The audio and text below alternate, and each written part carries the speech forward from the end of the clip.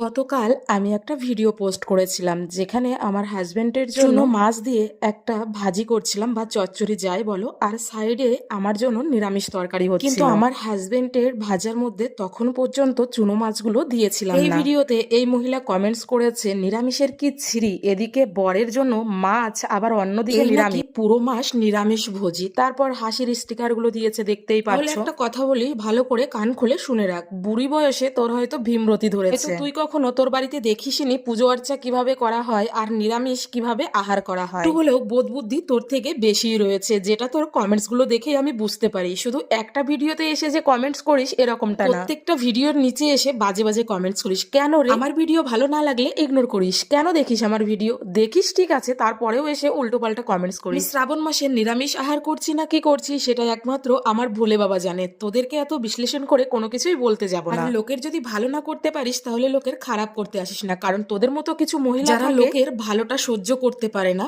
অত নিজেরাই কোনো কিছু করতে পারে না, শুধু পিয়ন পিসি ছাড়া। ওদের মতো মহিলা এরকম অনেক দেখে নিয়েছি।